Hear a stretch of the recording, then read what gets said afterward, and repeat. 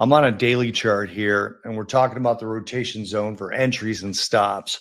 So in order to put the rotation zone on here, or in order to use it, I have to put it on here. So the first thing I'm going to do is I'm going to go to indicators, go to moving average, and I'm going to go to moving average exponential. I'm going to add this one, and then I want to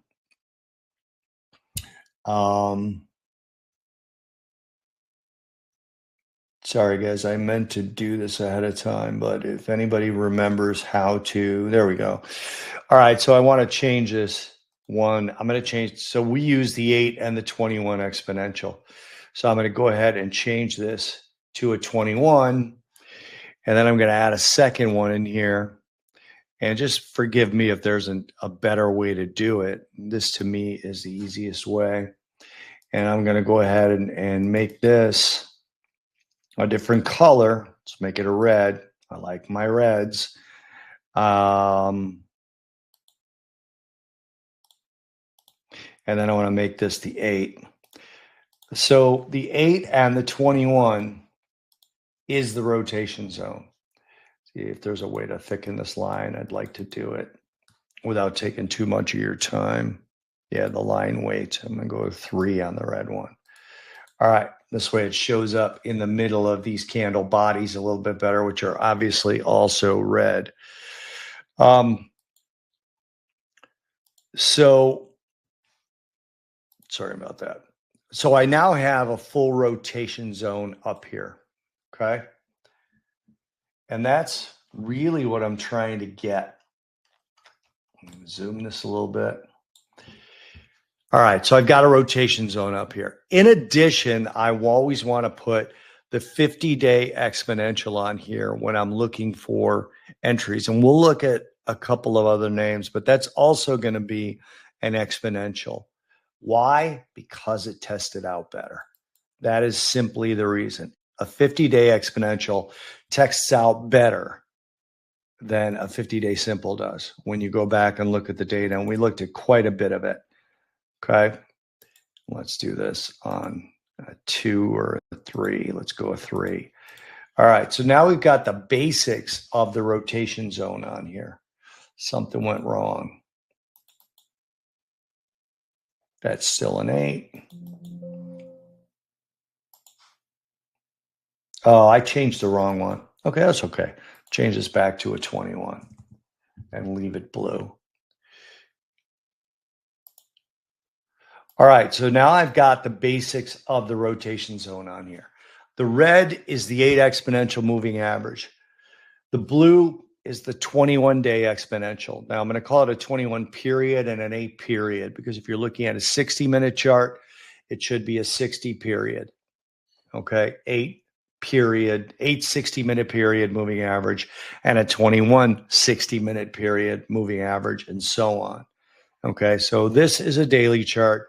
So therefore, I have the 8-day exponential moving average, the 21-day exponential moving average, and the 50-day exponential moving average. Now, as a point of fact, I'm generally going to have the 200 on here as well, but the 200 is going to be a simple. Okay, so in trying to figure out entries, what I've got right now on Netflix is I've got a first cross. That means I'm starting to look for shorts. It does not mean that I'm short. Okay, so if I had an ideal scenario on Netflix earnings, Netflix would disappoint. Okay, because if they did that, you'd have a big down sloping candle below the 50. And then once we're below the 50, I know I have a new medium-term downtrend developing. So what I'd be looking for is a move up into the rotation zone that then reversed and turned back lower again. And that's where I would enter a short position. I'm going to go back in time here and see if I can find an example of this. All right. I found an example already, but it's on the ups. Yeah, let's do the down slope. Okay. So here we have a cross of the 8 and the 21 on Netflix. Okay. It also moved below the 50 at the same time. That move below the 50 is not a prerequisite for finding a trade. It just gives me an idea that I'm in a medium term downtrend. Okay, so here I got a cross down of the 8 and 21. And then I've got the 8 and 21 widening and heading on a sharp down angle. Okay, when I get that, I want to find a move up into the rotation zone that fails. Now, this one does not qualify for me. Why? Because it went up and tested the 21 and came back and closed below the previous day's close. All right, so I got to move up into the rotation zone. The 21 holds, and then we go down and we close below the previous day's close. Now, this here is what I'm looking for, okay? This area right here, because I have an upward sloping, I have an up candle, then I have another up candle, then I have a move to the top of the rotation zone. So this is what I'm looking for to give me a short trade, okay? It's not up here. Some of you guys may say, well, why didn't you take the short trade up here? Well, the same reason I didn't take the short trade here or the long trade here or the short trade here, because when this thing is flat and moving in a congested area, I'm just going to get chopped up. So when I get this first cross, I want confirmation that the downtrend is taking hold. So where's my trade? Well, now that I've got this move up into this rotation zone here, I'm going to draw a best fit trend line that's downward sloping against these two green candles here. Now, the third day, I get a close below, and that's an entry for me. What's it a close below? Well, I've got evidence because I've closed back below the 8, and I've closed below this best fit trend line. So on the close here in October, I can enter a short position. And you could see that we went down from here. Now, targets, whole nother conversation. I'm not going to talk about those right now. But that is my path. Now, this was also the last sect of earnings. If I show you guys my target selection, you'll have an idea that I was probably out by then, before this particular date. But we got the recent swing low at 344.73 here.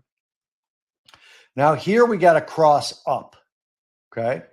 Then we got to move down into rotation zone. I'm not taking this long here. You might ask why. Well, because the rotation zone is still flat. And I have no way of knowing whether I'm going to be in this kind of price action or this kind of price action just on the move up. So I'm looking this entire time for a move down into the rotation zone that doesn't really break it and close below it.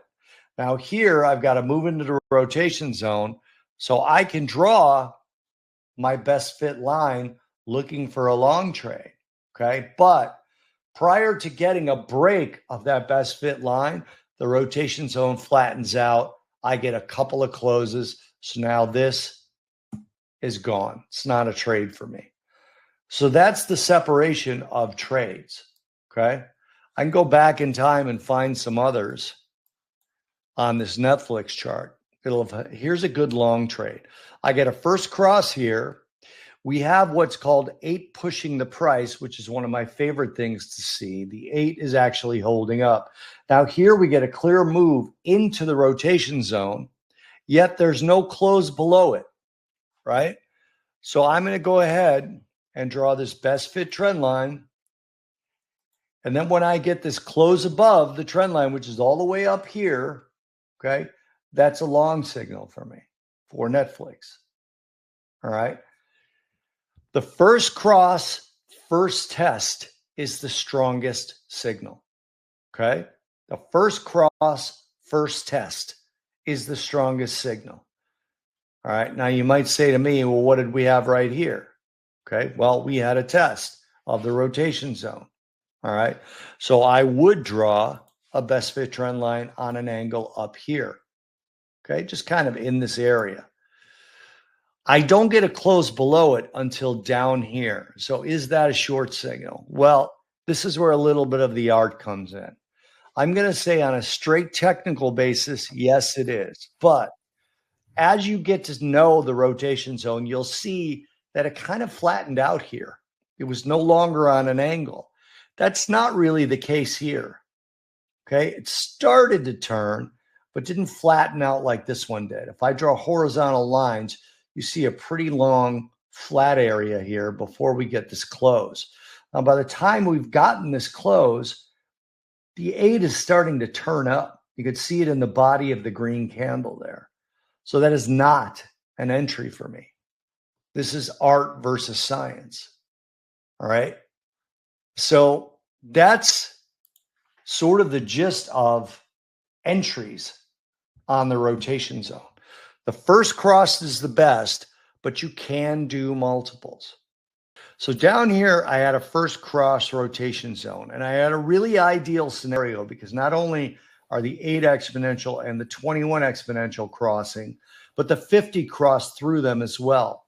So now what we have is a potential long trigger to the upside in the future, not right here. And we also have a potential 50 to use as a stop area as well. Okay. Now, the first thing you need to know about the 50 as a stop area is it's dynamic. All right. So when you enter a trade, I've shown you guys in the past how to position size for risk management, right? Your initial position size goes to where the 50 is when you set the trade up.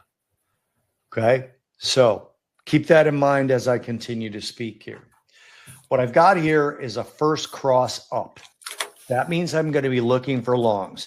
And the fact the price action is above the 50, I'm really going to be looking for longs. It's going to be a medium-term long. Okay, meaning I'm probably not getting out in 5 minutes. Now, can you look for shorts in this scenario? Yes, you can. But you're going to want to do them on shorter time frame charts because right now the price action is above the 50-day on a daily. So if you drop down to a 15-minute chart, for example, right? You say, well, I've got a rotation zone developing. If it goes up in here, can I take a short?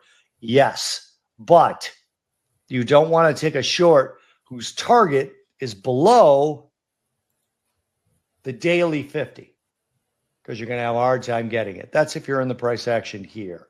Now we're coming below the 50, so the whole sort of mindset shifts. You're going to be looking for short trades, okay? And you don't want the target of those short trades to be, or rather the stop of those short trades to be short of the 50, right? You want them to be above the 50. So you use it in that way.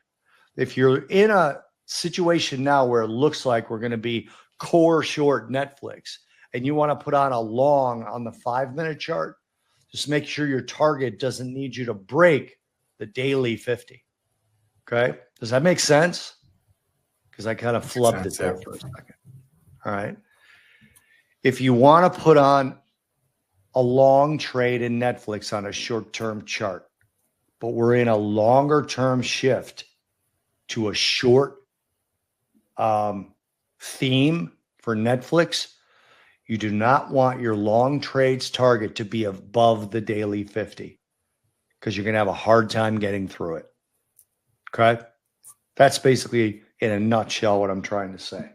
So let's look at this price action here. We have a cross of the 8 and the 21. Remember, the 8 is the red one, the 21 is the blue one, and they crossed up. Is that a long signal for me? No, it's not. Okay. Because if we're in sideways, if this is just generating sideways, just like this cross here between the 21 and the 50 is not a short trade because all of a sudden, a few days later, it crossed back up. You don't want to be involved here. Okay. Anyway, so now I'm looking for the rotation zone to widen apart, which it is, and to move up on a steeper and steeper angle, which it is. Now I get the first move into the rotation zone. This is a very good area for me to get long. Now, it does not mean it's going to work. Okay, moves into the rotation zone work multiple times, 4 to 5 times on a long stock, 2 to 3 times on a short stock. You're looking at commodity ETFs, it's about 3 to 4 times with each one. But when you're talking about stocks, stocks have a natural upward bias. So on the long side, cross into the rotation works like 4 to 5 times. Short side, 2 to 3 times. All right. So this area we're looking at here is a long trade. Let me get rid of the recent price action so it'll help us. So now what am I going to do? Price is moving into the rotation zone. I got no close below it. So I'm going to take my trend line and I'm going to draw just a best fit trend line. Doesn't have to be perfect. Okay. It doesn't matter if some wicks are going through it. I prefer to look at the opens and the closes for this purpose. Now I get this close right here. That's my long. Okay. This close right here. Trying to see, these numbers are so small for me and I don't have my glasses on. Looks like it's June 4th. Okay. Close of June 4th. You don't have to wait for the exact close. Obviously, as we get in near the close, it's not likely to get back below this trend line, right? So that's going to be my trade. Now, where do I put a stop? Well, like I said, my dynamic trade, or my dynamic stop rather, is the rotation zone's bottom end and the 50. Okay, so here's the 50. Where is the 50 on this particular day? Looks like it's about, I got to put my glasses on for this so I can't see it. I cannot see as well. That's all right. It looks like it is 6/12/15. Okay, that looks about right. 6/12/15. So your stop's going to be below the 50 here. Now you'll notice as I have my crosshairs, look to the left. What else is pretty close to where the 50 is? These lows right here, right? So now I've got a good reason to think that this is a good level overall, right? I've got this sort of congestion area. I'm pretty close to these lows, and I'm pretty close to this rotational high. It's not exact. But so if I'm looking at this as being 6/12/50 as being where my stop's going to be, I may go 6/10, 6/09, okay? But I'm going to take this long trade. Now you can see we rallied up here. Now you already know that I don't take trades. My trades have to be at least 1-to-1 reward to risk or better. All right. So if I'm entering on the close here, which is approximately 650.27, and let's say that my stop is, let's just say it's 610.27 to make the math easy. I know I'm looking at $40 target. And when you got up to here, I clearly reached my $40 target. Now that is not how I choose targets, but I'm just giving you guys a heads up that that's probably going to fit. When I calculate my target out, it's probably going to fit so that my target is somewhere around 681, 682. So I have at least 1-to-1. So my profit would have been taken here. Nowhere in this realm did I close below the 21, and nowhere did I get below the 50. Now, each day that the 50 moves, I want to move my stop up. If you don't want to do it every day, that's fine because your initial risk still applies. And since you calculate your position size based off the initial stop, you're never going to have excess risk on.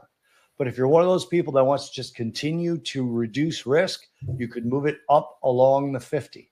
Or if you really want to clock it nicely, you could move it up below the 21. But I would call that a dynamic stop because I would wait for a close below the 21.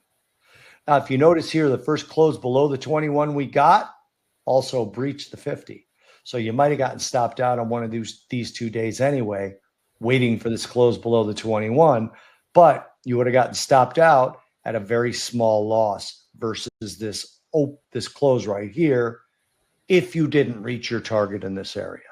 And a small loss is okay because when you're generally looking at your research, your back testing of your plan, your initial figure should be calculated off your initial stop. And if you're using a trailing stop, a smaller loss than you originally calculated out for is a huge win. It's a huge win because that means next time you're going to have a fairly good position size for your trade because you're only going to be taking a little bit of money out of that position, a little bit of loss out of your total capital. So now what am I doing here to Leo's question? It seems like you might be looking at a lot of charts. You're right, Leo.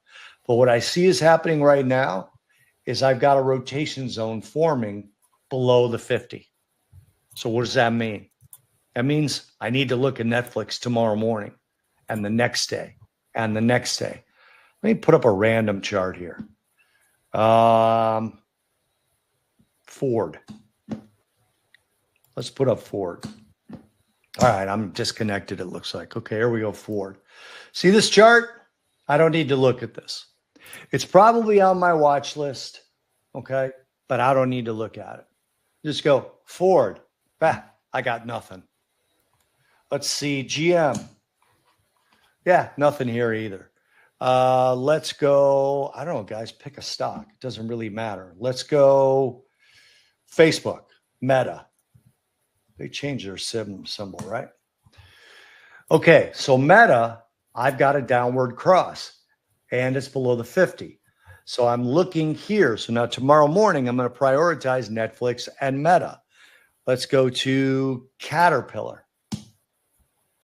Nothing here. Well, that's not really true. Caterpillar is going to be in my second batch of analysis because it could possibly go down in here and rotate back up.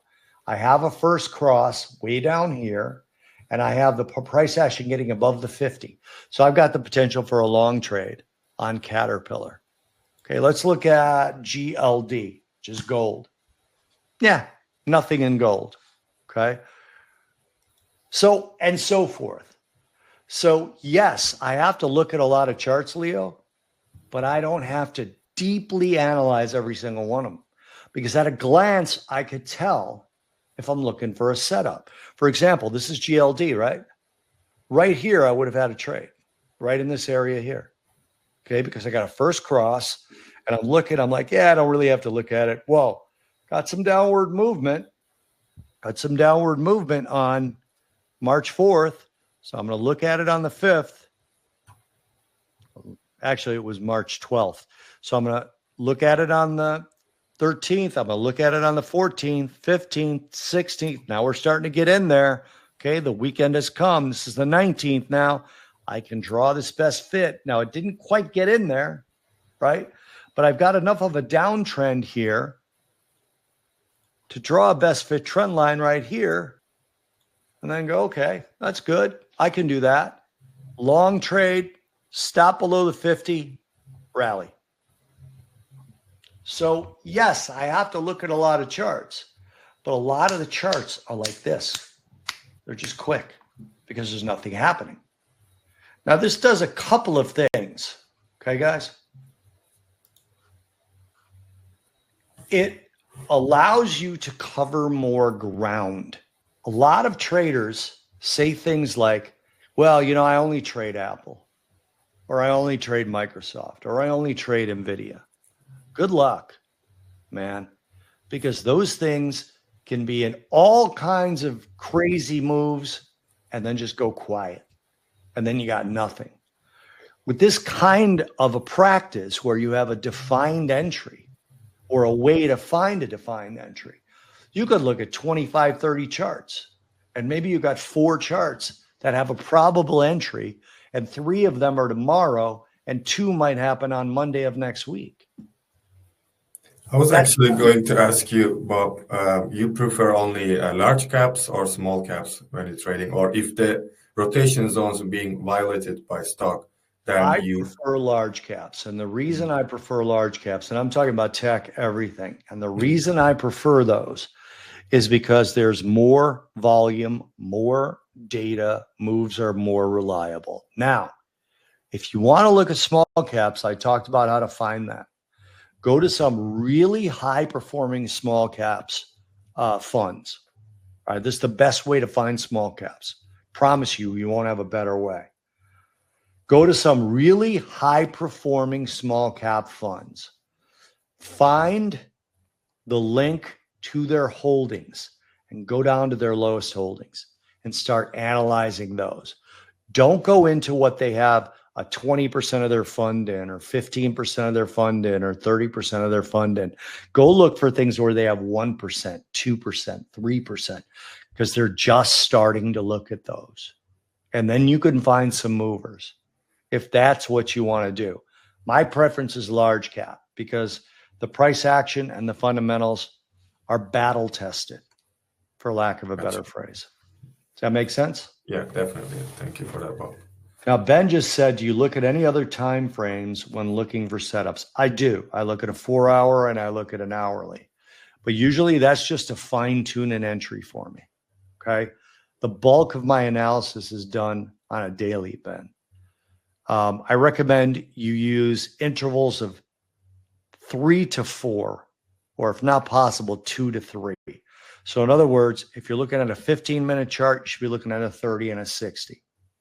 That's what I mean by that. If you're looking at a 5-minute chart, you should be looking at a 15 and then a 30. Multiples of 3 is your best.